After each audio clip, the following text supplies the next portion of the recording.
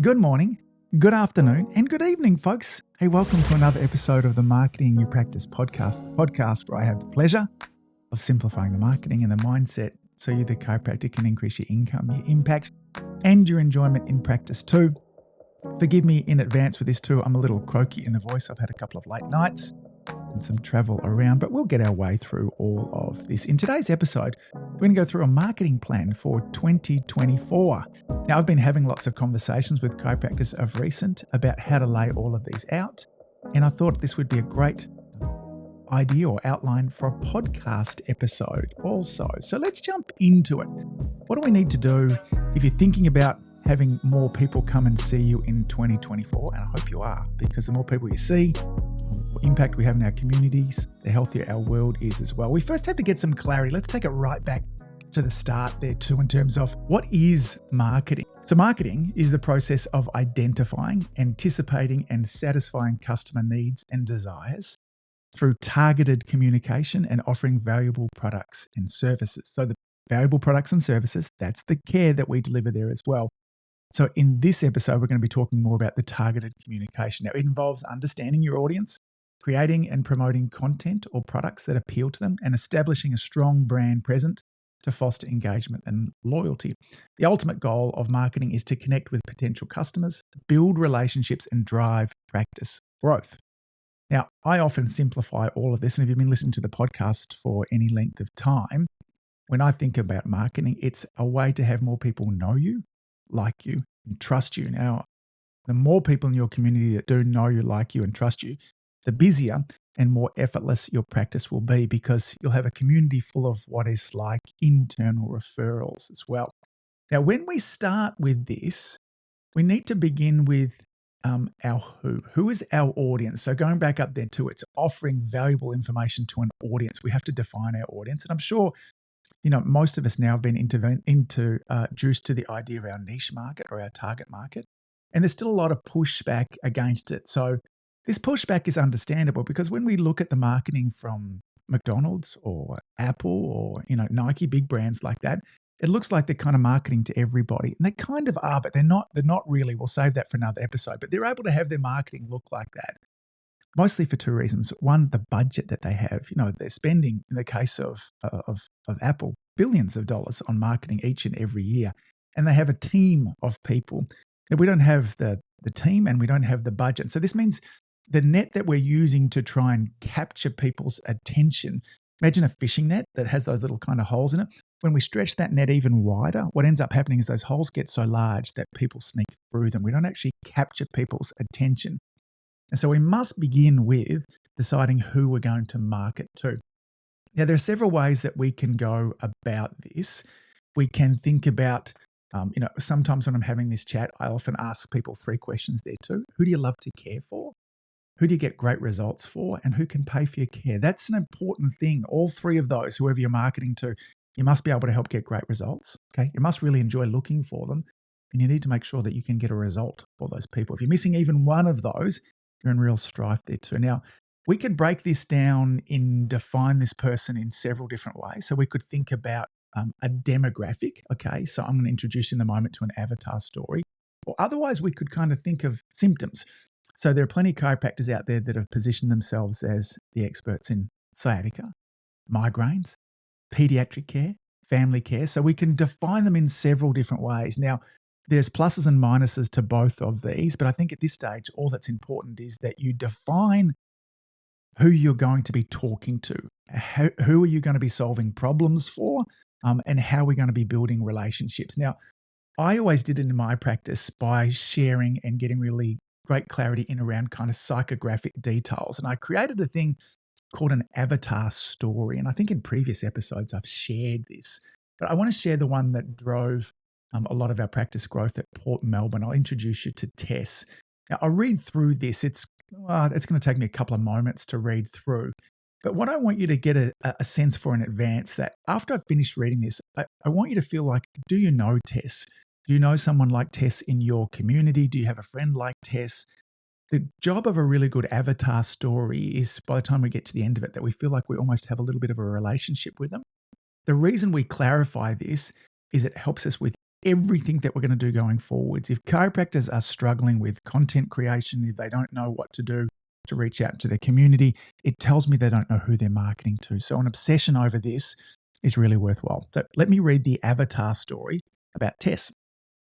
In the inner city suburb of Port Melbourne, you'll find my ideal client. Her name is Tess, and she's 43 years old. Her friends would describe her as outgoing, fun, family-related, hardworking, with a fabulous sense of humour. She's married with 2 kids under 7, and when not looking after the kids, she helps to run a family business with her husband.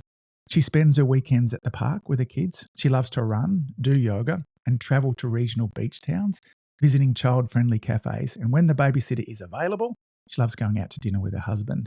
She shops at Country Road, Lululemon, Kmart, and Target for the kids, and she does her grocery shopping at the local organic greengrocer down the road. Tessa's social media platform of choice is Instagram, although she catches up with school friends on Facebook. She follows Celeste Barber for a laugh, Nat Krangutis for health advice, Lululemon for health advice and style, and Tim Robards for health and fitness advice. When Tess finds my social media accounts, I want her to feel a sense of hope, local community, professionalism, like she's in the right place. I want her to be inspired that she's found a health resource and guide that she's been looking for. She sees short, helpful health videos and tutorials, engaging community conversation, and collaboration discussion amongst the followers. She knows that we're a family chiropractic office with a focus on health, prevention, and wellness. When choosing healthcare or a healthcare provider, what's important for Tess is local, relaxed, family-friendly, and community. She wants to be heard and she wants a partner on her health journey. Now, what you've read there is a combination and the culmination of hours of work, and it's been subtly changed back and forwards over the decade or so that I put it together. But this is who we market to and who we did market to at Life Chiropractic. And as a result of that, we had many, many patients in our practice that looked like Tess.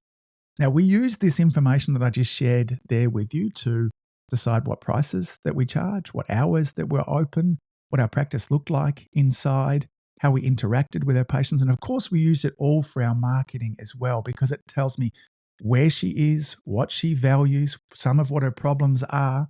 We get all of this information from this, okay? So once you've clarified who your who is or what symptom you're going out to, the next question is, where are these people? Or in this case, where is Tess? So remember, the key is, where is Tess both physically in the community and digitally on social media? And we need to align our marketing efforts with her lifestyle and with her interests. Now, there are several places, and I'll list some examples in a moment as we go through these. And I want you to think about, as you're listening to this, to pick one to begin with to get some real mastery in around it. But you're probably going to only need 2, maybe 3 of these, even when you're super sophisticated, okay? So a quick overview, social platforms, where is she? Website, we want to design our website so it speaks directly to Tess, and SEO, search engine optimization, our Google business listing as well. There are partnerships, in terms of what other businesses does she use. I'll go into more details of these as well in a moment. Community events, where is she with regards to those? And businesses, what kind of places does Tess work at, okay? Now, this is not an exhaustive list, but it's a good spot for us to start as well. So let's think about social platforms. I'm going to go into a little bit more detail and give you some outline as well. But let's talk about partnerships, because this is a really profound way for you to reach more people, have more impact, and grow your practice. And this is, what other businesses does Tess use? Now, before you start this style of marketing, I want to introduce you or remind you of Stephen Covey's work there too. In fact, I did a whole episode recently on Stephen Covey's, these 7 habits of highly effective people. Now, habit number 4 is think win-win. And this emphasizes the importance of seeking mutually beneficial solutions in our agreements and in our interactions. So Covey advocates an approach where all parties, so in this case, it needs to be a win for Tess, it needs to be a win for your practice, and it needs to be a win for the other business as well. So everything gets out of this. This habit is, he refers to, about the third alternative. It's not your way, it's not my way, it's a better way. It's a higher, more collaborative approach. Now, the reason that many chiropractors fail with these type of partnerships is because we're trying to get something out of it. Think about the old Aesop's fable of the goose and the golden egg. It gets the farmer, wakes up and there's a golden egg there out in his barn there too. And then another one the next day. He gets very excited about this and thinks, I'm going to cut open the goose and get all the golden eggs out. But of course, what happens, there's no golden eggs inside and the goose dies and then nothing happens from it. Many times when we start to build these partnerships and these relationships, we're often wanting to get more from them than we give. Now, also the reverse happens. I've been in plenty of these relationships too, where I'm referring patients to these, whether it be different massage practitioners or different businesses there, and nothing comes back to me. That's not win-win either. So we need to develop these sorts of relationships as well. Now, this could be, in Tess's case, it could be a partnership with a child-friendly cafe or a business. So you could be collaborating with the cafes by, adding information there from. You could provide educational materials. You could even do little health workshops inside of these as well. It could be collaborations with yoga and fitness studios. This is something that we've had really great success with in our practice. And I know Lauren's practice has got some wonderful relationships with a local Pilates studio. So building these sorts of, health practitioners, massage, personal trainers, integrative healthcare, building these sorts of relationships so there was mutual referral going back and forwards with the goal of being able to take better care of Tess. These relationships through here, when they work well, they work really, really well. We end up with numerous new patients every month from the these business kind of relationships that we have. But don't try and hurry them. Okay, forming these relationships is like forming any relationship. They take time to build the trust. But what you could start to do is identify what sort of businesses are they using in around your local community? Who has the same audience? And where could you come together and share?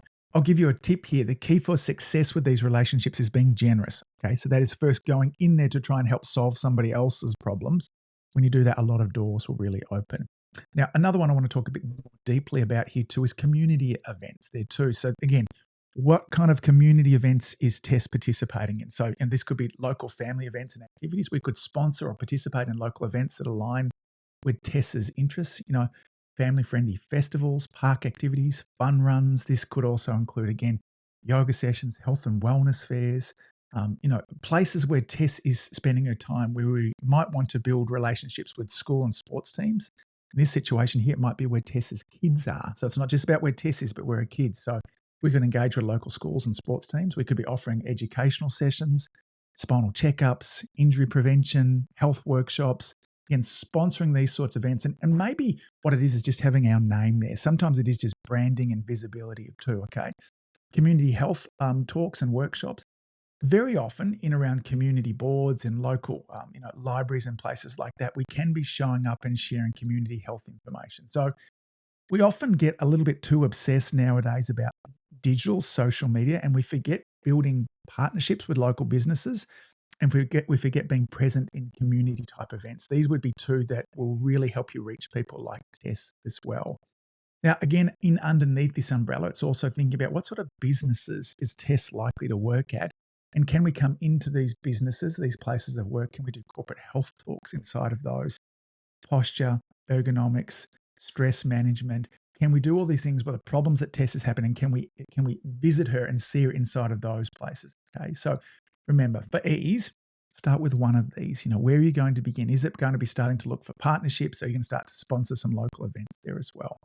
Now, when you're doing all of this, and we'll get into some social media strategies in a moment. I'm going to pick Instagram here because many of you are using Instagram. But I want to remind you of Google's work here in terms of the 0 moment of truth. Okay, so these were what Google did some research on. What does it take to create connection and to build relationship? And they came up with 3 numbers: 7, 11, and 4. And they said on average, what it takes in an online space is what we're talking now, is it takes 7 hours of interaction. For many of you, when we start to get into the digital realm, whether it be across any of the platforms, including your website, there's not 7 hours of content there for me to consume. There's no way I'm going to build enough relationship where I get enough trust, enough knowing, enough liking, where I'm going to tip over enough where I'm going to get on the phone and call and make an appointment. So understand there needs to be a volume of content that you need to be able to produce. Now, this 7 hours of content is best done over 11 different interactions. 7 hours, 11 interactions. We don't want somebody going over to our website and consuming 7 hours of content all at once. That would be weird. You've probably got a stalker if that's the case rather than a potential patient. But 11 different interactions, bite-sized pieces of content where they're consuming. Now, interestingly too, 4 locations is what's best. So it's rather than just being all on Instagram, if we're on Instagram and then also they see you at a community event and then also they see you, working with other local practitioners and they end up over at your website and maybe on your email list. I think that was 5 that I just shared there too. These 4 locations build greater strength in relationships. So think about this for a moment. For those of you that are parents, think about that when you're dropping the kids off at school, there's other parents that you see there. And if you see them often enough, you build a relationship. But if you also see those same parents at maybe a sporting event on the weekend, if your kids play sport together, and then maybe you see them out at some other social functions, you have a much deeper relationship with these people because you see them in multiple different locations. So if we want to get the best results out of our Instagram, then we need to make sure that we have a good website and hopefully get their email address and be communicating with them in multiple different ways. Okay, so 7 hours, 11 different interactions, and 4 different locations as well. So let's talk a little bit about what an Instagram strategy might look like. In fact, you know what? This strategy would work equally as well for Facebook or TikTok and would work really well probably for YouTube as well, although our YouTube videos probably need to be a little bit longer. I want you to, first of all, if you can't commit to posting at least 3 times a week, then the digital platforms are not for you, okay? Leave that alone and spend your time over on the community-based events there too and building partnerships. This is to some extent a game of volume and more is better. And 3 is the absolute minimum that you should be showing up, okay? So if you can't commit to posting 3 times a week over the next 6 to 9 months, do not be doing this. Choose one of the other avenues. There are 3 different types of content that I want you creating, and video is best for these, okay? Now, it doesn't mean if you other styles will work, photographs, images, that kind of stuff will work, but video will work best and fastest.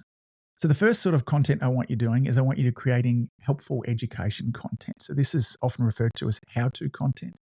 If we think about Tess, what sort of challenges she's having? She's running, she's a mum. Lots of these mums have lots of discomfort in around their body. So I can mix and overlap because when Tess would come in to see me, there were several different things that she would, she gets back pain and neck pain and headaches. She has all number of challenges. It's not like Tess was coming into me and saying, hey, listen, I would like my life force improved. I'd like to experience greater connection with, God or the universe. That's not what she was putting on there.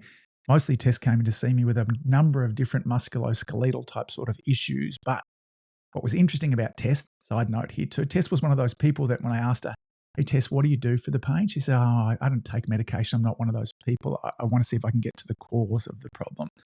But Tess certainly did come in with those sorts of problems. And so I could put some helpful content together, which might be, how to prepare for pregnancy, tips on making sure that her lower back is healthy and strong so she can keep on, participating in yoga and running. So helpful content. What are the problems that Tess might have and how can I begin to solve them? The second thing that I want to do is I want to show proof that what I do works. So here in Australia, for instance, we can't actually do testimonials. And so I want to go about this another way. The next best thing that I could do with this is I could share research, publish studies. I could even share case studies. And if I'm sharing case studies here in Australia, we need to let people know, hey, listen, this is just a case study. It's towards the lower end of proof, but it does help to guide further research. So research is a way that we could show proof. Case studies might be something that you could use. But if you're in a part of the world where you can use testimonials, you should be using testimonials often. And the more that Tess can see people just like her, the more likely she is to start to build further trust with you, okay? So one sort of video we want to do is educational content. The second we want to do is be sharing proof. That could be a testimonial or you're sharing science research-based stuff. The third sort of content that you want to be doing is showing behind the scenes. Now, here's an interesting thing. Our patients don't buy chiropractic, they buy the chiropractor, all right? Now, even I always thought that I did a really wonderful job at educating my patients. I think that we did, but I cannot underestimate the relationship that I had with them as well. So we need to, and what we're wanting, and Tess in particular, she's looking for a partnership. She's looking for a guide. She wants to know that I share the same values that she does. And so I wanted to see an opportunity of behind the scenes. What do I do on my weekend? What are my interests? What are my vulnerabilities? What are my fears? Those kind of things there too. What are my hobbies? Where do I go for my holidays? These are all things that help to build relationships. And I suggest that it's not just Tess that wants to have these types of relationships. Across the board, the days of there being a pedestal, the health practitioner sat on are gone. Okay. We're not God. Okay. What we are is we're a partner on people on their health journey, and they want to get to know us, because getting to know us is one of those things that builds massive amounts of trust. So we share behind the scenes information as well. Okay. So there's three parts of content: helpful education content, show proof, and share behind the scenes. Now, if you're feeling, in fact, those videos there that you're creating, try and keep them less than 90 seconds. Most of your videos should be in that kind of 30 to 90 seconds. So just a quick little tip, that's all we're sharing there also. And what you'll want to do with this, the reason why we want to keep them less than 90 seconds, certainly on Instagram, because it makes it really easy for us to boost this content. Okay. So particularly our educational content and our proof, we want to be putting somewhere between, $1 and $5 a day behind this, so we can really accelerate the message that gets out. And if it's longer than 90 seconds, it makes it harder for us to boost it. We have to go through the ads manager instead of just boosting it naturally from the platform. And on top of that, shorter videos tend to work best. Now, for those of you that are feeling a little bit more advanced and you've got teams that help you with this, is videos are really great for reach, getting out to new people in your community. The thing that works really great for engagement, particularly for Instagram, is carousels. So carousels, and there's something addictive about that kind of swipe left that we have there. It really shows Instagram that you are building engagement, and it likes to show this content again and again and again. Now, you don't need to come up with whole new content for your carousel. Use what you created in your educational content. So let's just say that the educational content was, 3 natural solutions to migraine headaches. I talked about that inside of the video there too. I could just take that same information and put it in a carousel. So don't be creating new information for your carousel. Just repurpose the video that you had, whether it be the educational content or even the proof, the case study, put that into a carousel. And then we've got 4 pieces of content, and we're getting more and more content out there as well. Okay. So these are things that will help you really start to build relationships. Now, the final thing that we need to be doing, and most chiropractors aren't doing a great job of this, is we're not measuring what works and making changes. It never ceases to stop amazing me how specific, because what works for one chiropractor in one town might not work for another chiropractor in the same town because of who we are and how we present it. I'm helping to create content for lots of chiropractors that just in some places goes viral, in other places barely gets any views. So you need to be testing what works for you inside of this. There are several things that you should be measuring, but here's a few. You need to be looking at reach, engagement, followers, okay? And then, of course, your new patient visits. But I'm going to talk about new patient visits in a moment there too. Now, both inside of the Instagram and the Facebook platform, you can really easily go into the dashboard and find out how many people is my content reaching. Now, when you're doing a good job with this, let's say, for instance, that you have 1,000 followers, you might find that the reach of your content, and certainly if you're boosting it there too, might be reaching 2,000, 3,000, 10,000, maybe millions of people there too. And so we want to make sure that we're getting reach, but we also want to be making sure that the reach is people that are local and can access my care. It's not, from a vanity point of view, it'll seem wonderful if your video got 1 million views. But if you live in a town of 15,000 people, okay, that means that the vast majority of those, 99% of them are not potential patients. So those kind of big vanity metrics like that can be absolutely misleading. We want to be looking at engagement. Now, as a rule of thumb with engagement, if you want to have a look at, because it'll tell you how many people are engaged with it. And if you divide the engagement by the reach there too, multiply that by 100, you'll get a percentage there. Now, believe it or not, we want to make sure that we're just getting above 1%. Okay. So look at the engagement, look at the reach, divide the engagement by the reach. And if that number's above 1%, you're doing a pretty good job. Now, most of the chiropractors, I was reviewing a chiropractor's content yesterday, his was well above that, in the 10 to 20%. In fact, one of these content through there too was well up over 100% engagement. Okay. So look at your reach, look at your engagement. Of course, look at your followers. But the followers, again, can be misleading for all the reasons I said beforehand. The goal is not for you to have tens of thousands of followers for your local business. Most chiropractors are going to end up with, 3,000, 4,000 when they're doing a great job. They might get up to 10,000 depending on the size of the city that they're in there too.